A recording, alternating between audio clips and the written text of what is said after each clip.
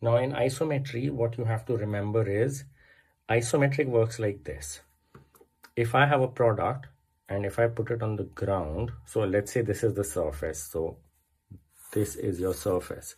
Now, when you're looking at any product, let's say we have two boxes, same size, but one is above and one is below.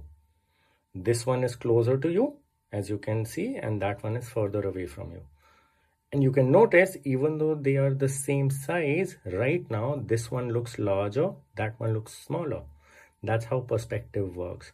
Here, this part is, it seems as if this part is slowly converged to become that. Okay, now that's how perspective works, which means that if I were to make this minion, it would probably have lines which would be converging. So these are converging to a point over here.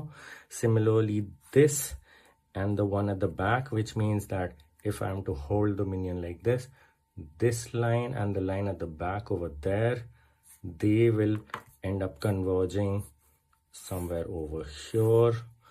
So you can see it go like that. Similarly, you will have vertical lines.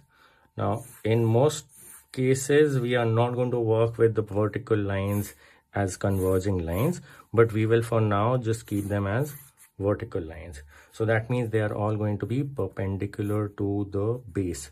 Now here the base is where the corner is. So same will happen over here.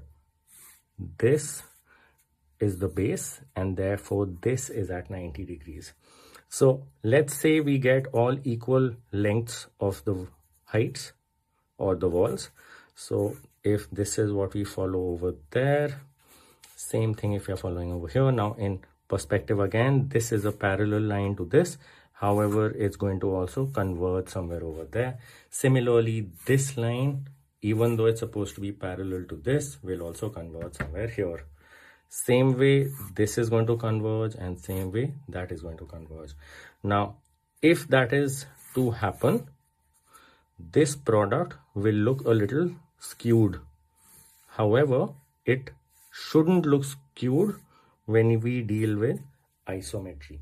So what you will have to keep in mind is that in isometry, what happens is, if this is your starting point for this corner, the product is going to look like it is at an elevation of 30 degrees.